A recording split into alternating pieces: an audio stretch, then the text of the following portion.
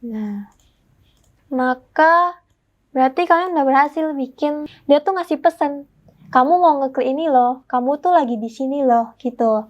Kalian mau ngarahin ke sign up, kalian coba aja. Hello fellow creativers.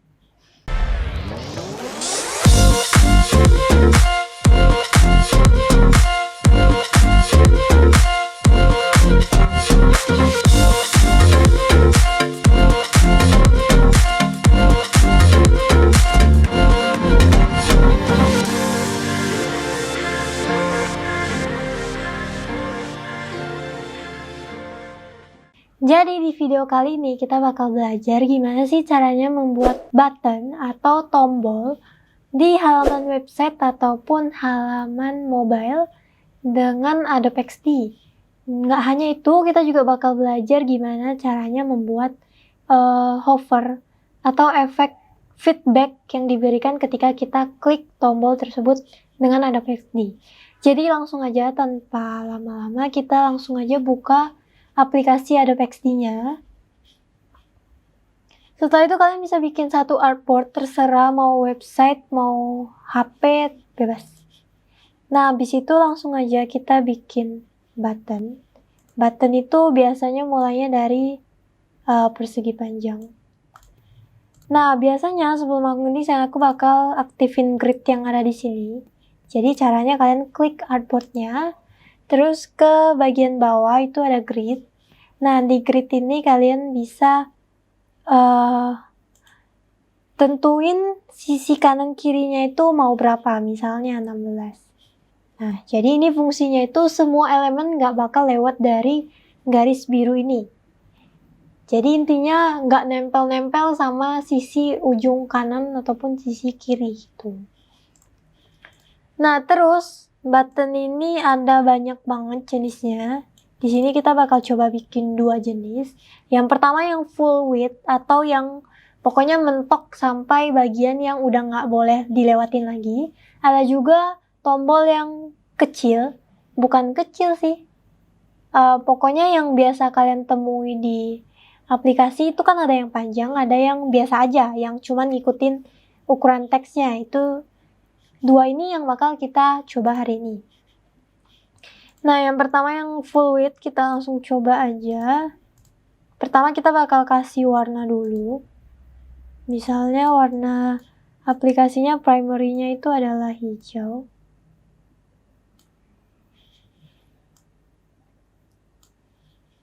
Oke, kita bakal tambahin. Kalian bisa nambahin warna di sini. Jadi kalau nanti mau pakai lagi, tinggal klik di situ aja. Kalian nggak perlu copy-copy kode warnanya ini.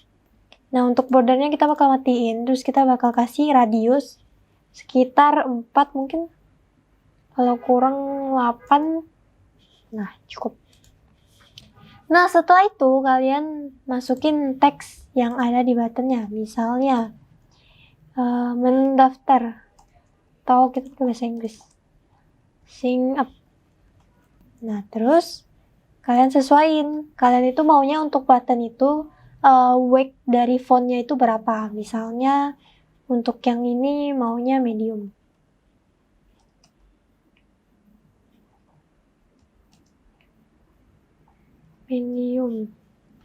Nah, terus karena belakangnya hijau, kalau kita pakai hitam itu pasti bentrok.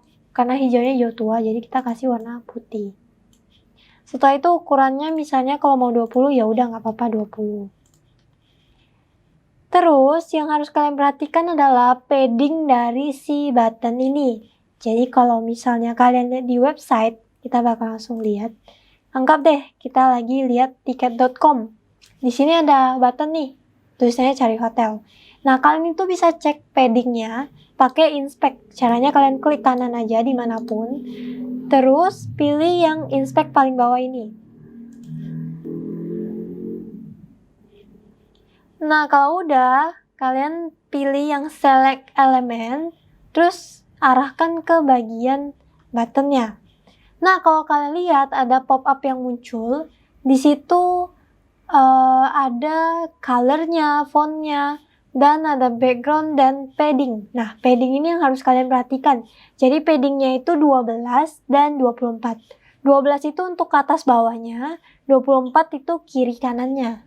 Nah, itu bisa kalian ambil juga. Jadi misalnya kalau kalian nggak tahu nih, kayaknya mau set berapa gitu untuk paddingnya. Nah, kalian bisa ngambil dari referensi yang menurut kalian buttonnya itu bagus.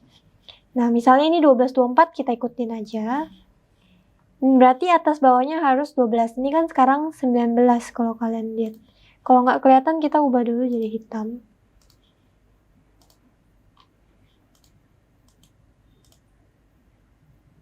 Nah, ini kan 19 sama 19. Jadi kita harus ubah jadi 12 dan 12.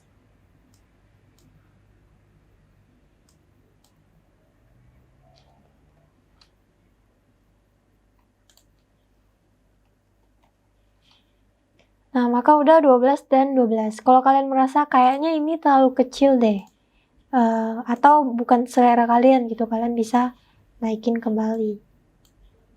Pokoknya yang penting harus sama. Dan ini harus di-set dari awal. Kenapa dari awal? Jadi biar nanti pas kalian udah ngedesain itu nggak yang beda-beda screen, beda-beda ukurannya. Jadi kalau misalnya di screen ini ukurannya segini, nanti di screen lain, misalnya ini kan untuk sign up. Nah, terus misalnya ada screen untuk sign in.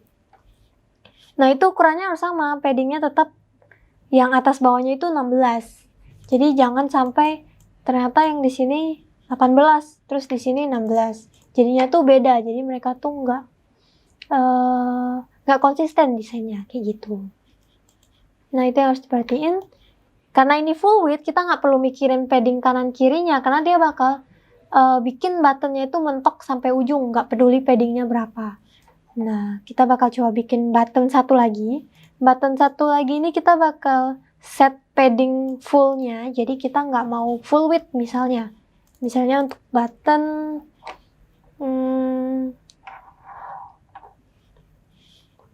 button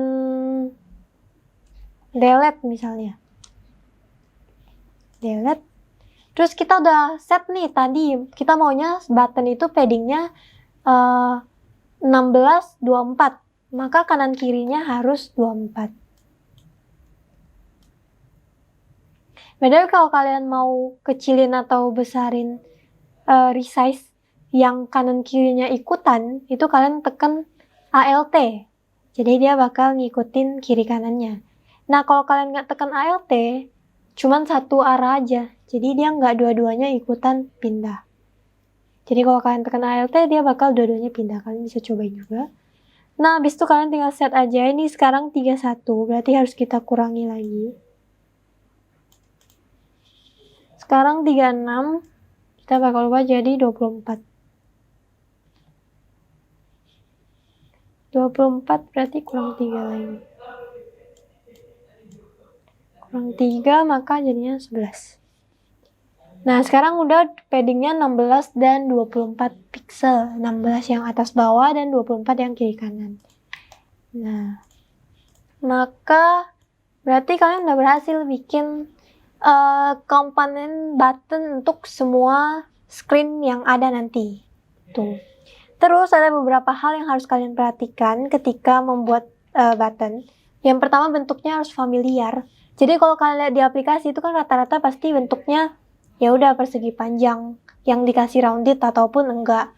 Jadi kalian jangan bikin bentuknya misalnya segitiga gitu. Sebenarnya boleh-boleh aja sih, cuman kayak jadinya nggak familiar. Jadi orang ketika pakai aplikasi yang kamu desain, dia harus belajar lagi. Oh, ini tuh button, ini tuh ini.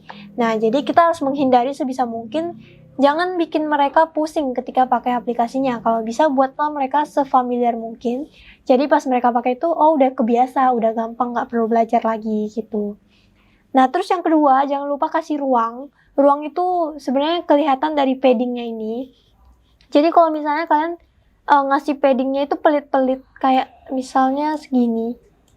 Nah, ini kan sebenarnya button juga ya, cuman nggak ada ruangnya gitu. Jadi ketika misalnya apalagi yang jempolnya besar misalnya, dia bakal susah mau ngeklik ke bagian itu karena nggak ada ruang lebihnya lah gitu untuk si button ini, jadinya susah nanti.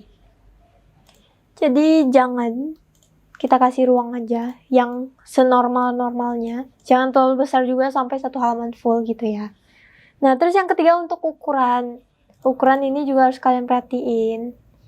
Jadi pokoknya jangan yang terlalu kecil banget deh. Dan kalau menurut aku pribadi, untuk mobile sebisa mungkin hindari di bawah ukuran 10. 10 tuh udah paling kecil ya, dan itu pun untuk menu-menu yang mungkin nggak terlalu penting dilihat. Misalnya menu home itu kan udah ada ikonnya, jadi orang pasti tahu itu home tanpa harus baca detail teksnya gitu, dan itu boleh kalian pakai 10. Tapi usahain jauhin lah ukuran 10. Mungkin kasih 11 atau 12 sudah boleh. Apalagi untuk teks paragraf kayak gitu, jangan kalian bikin 10. Karena orang bacanya bakal susah. Terus untuk urutan juga harus kalian perhatiin. Jadi biasa yes atau no itu letaknya di kanan atau kiri, itu kalian harus perhatiin. Jadi jangan sampai, kan kalau kita megang HP gini kan berarti jempol ini paling dekat ke bagian kanan-kanan gitu. Jadi kalau misalnya pilihan yang harusnya sering dipilih itu harusnya diletak di sebelah kanan, dan yang harusnya nggak dipilih itu di kiri. Jadi misalnya kalian lagi konfirmasi belanja di e-commerce, itu pasti tombol beli atau check out-nya itu di sebelah kanan. Nah, jadi yang paling dekat sama jempolnya user, supaya nekennya ke situ, jangan sampai dia batal pesan gitu. Nah, terus yang kalian juga harus perhatiin warna untuk buttonnya.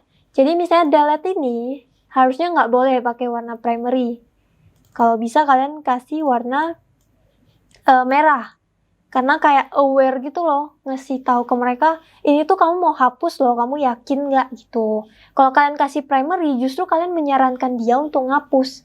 Nah, jadi kalau udah kehapus, terus nggak bisa balik lagi kan susah juga. Jadi kalian harus pastiin kegunaan si button ini apa, baru kalian sesuaiin sama warnanya. Terus yang terakhir ada feedback. Nah, feedback ini biasanya lebih ke namanya adalah hover. Jadi kalau kalian perhatiin di website tadi, kita close dulu.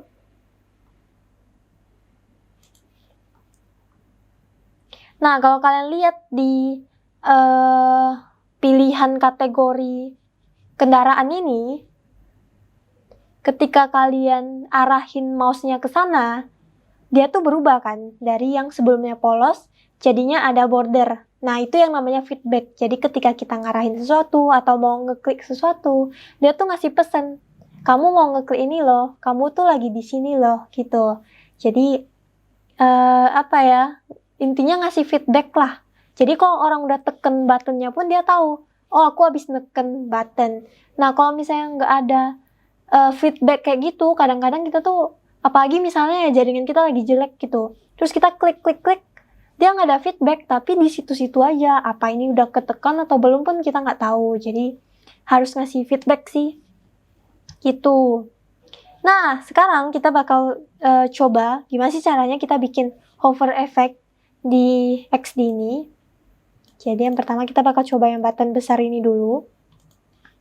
Kita copy, kita group dulu, terus kita copy.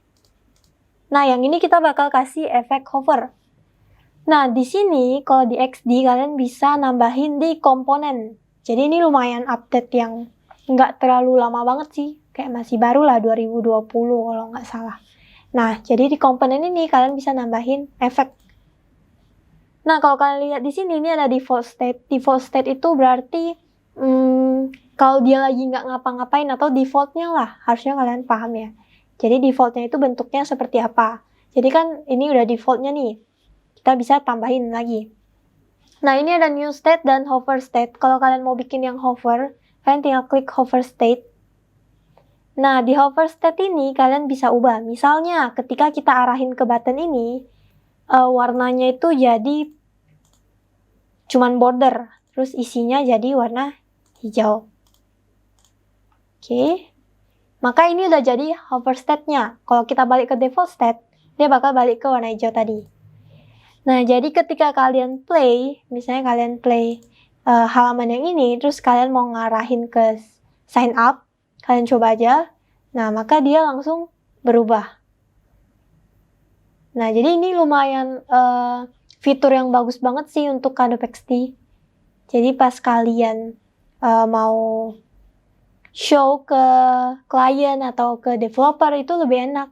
Jadi desain kalian tuh nggak polos-polos banget. Dan kalau kalian mau namain animasi apapun, kayak harus jelasin lagi gitu.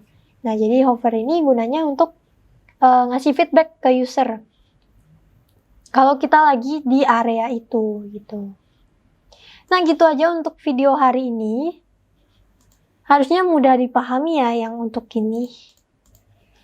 Nah, jadi kalau misalnya kalian udah bisa bikin button, kalian mungkin boleh coba bikin satu login form, kayak gitu kalian boleh cobain.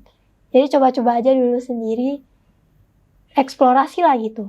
Karena nanti di next video kita juga bakal bahas caranya bikin login page. Atau kita bakal coba desain UI login page. Dan kita bakal butuh button ini, jadi kalian harus memahami dengan baik gimana caranya bikin button dan juga cara hovernya. Oke, segitu dulu buat tutorialnya. Kalau kalian suka video ini atau suka tutorial seperti ini, kalian boleh kasih like. Kalau kalian nggak suka, kalian boleh dislike aja, nggak apa-apa. Jadi biar aku tahu dan tahu lah apa yang harus diubah. Kalian juga boleh komen kurangnya di mana atau kalian mau belajar apa lagi, itu juga boleh banget kalian sampaikan di kolom komentar. Jangan lupa juga subscribe dan aktifin notifikasinya supaya nanti kalau ada update-update materi baru, kalian itu nggak ketinggalan. Jadi, makasih buat yang udah nonton dan I'll see you on the next video. Bye-bye!